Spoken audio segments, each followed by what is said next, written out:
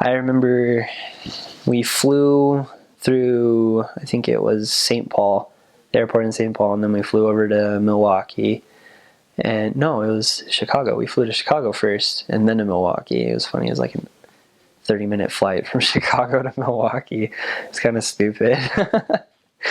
But it was really, really cool. It was an overcast day. Like, Milwaukee's right on Lake Michigan. And so it was kind of dark. It was near Thanksgiving. I got to the mission field, I think, November 21st or something like that.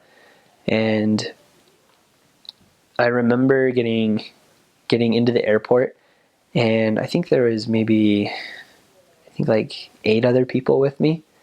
And we were walking around the airport, like, wondering, like, who's picking us up? And turns out they couldn't find us. And so we were just wandering around the airport by ourselves because they couldn't find us. And it took like an hour and a half for the mission president and his wife and the fleet manager and his wife to actually find us.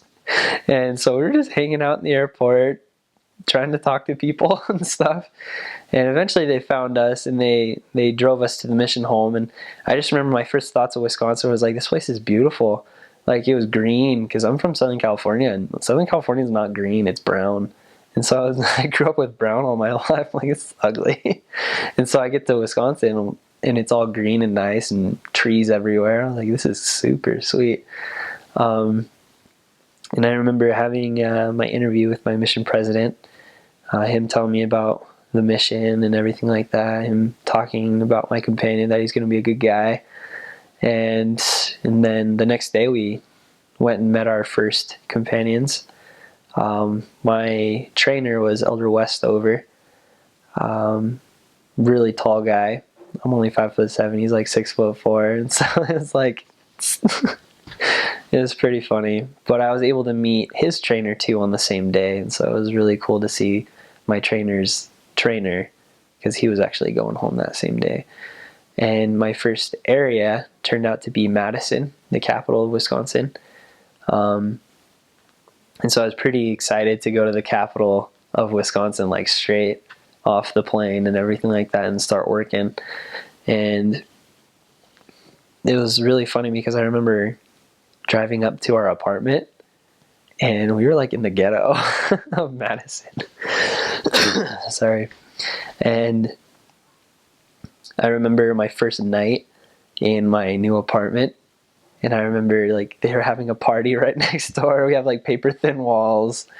They didn't turn off the music until like 4 or 5 in the morning. And so every now and then I would wake up to like really loud rap music. And it was really bad because like paper thin walls, they don't keep out smoke either. And so like you're smelling cigarette smoke all night, and it's like super hard to like keep the spirit there and everything. And so it was a really interesting experience being like in the mission field my first day, right after coming from the MTC. That was super spiritual, clean, everything like that, and fun and happy. And then you get to your apartment and it's all like run down. And I don't know, I kind of think third world missionaries have it worse with apartments, but my apartment was pretty bad. So it was pretty fun being in the mission field for that first time. And I remember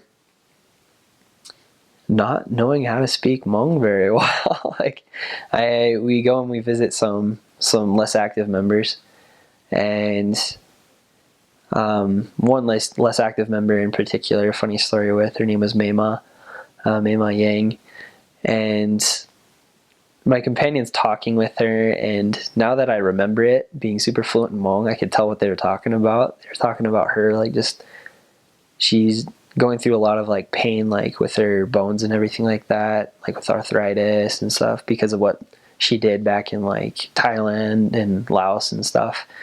And then I remember my companion looks at me, and he's like giving me that look. It's like, it's your turn to talk. It's your turn to shine. And I was like, okay. And so I was like, I know that going to church will bless your life. And then my companion looks at me, he's like, we're not talking about church or anything like that. And I was like, uh-oh. And I felt like such an idiot. But I was so lucky that she was an actual, like, she was a member, not like an investigator. I didn't look completely stupid. And so that was really interesting, just not knowing what in the world was going on when we were teaching people. And then a really neat experience that most Hmong missionaries get to have when they get to the mission field is they get to receive like their own Hmong name. Because like most Hmong people can't really pronounce some of the English names that we have. Like take a name like Christensen, they're like, I don't know how to say that. I don't know how to read that. And so it was kind of like a rite of passage as you get into the mission field when you receive your Hmong name. And I remember this guy gave it to me. His name was True Yang, and his wife, Sue. They were like the nicest people ever. And my companion took me to them to get my name. And he gave me a choice of two names. He gave me a choice of Tsa, and the other name, Yamwa. And when I was in the MTC, my Hmong teacher's name was Tsa, so I didn't want it. And so I chose Yamwa. And that became my Hmong name. And now I still have it, and people still refer to me as Yamwa. So it's pretty cool. It's like a second name that I have that's actually like a legitimate name. It's not a nickname or anything like that. It's a name. Like Hmong members from Wisconsin call me Yamwa. And so it's kind of really, it's special to me that I have that. And it's even more special to me because True and Sue, they can't have kids. And I was the first missionary they've ever named. And in a way, it's like I kind of became like theirs. So it was really cool. It was a really neat experience that I was able to share with them. And those were my first couple of days in the mission field.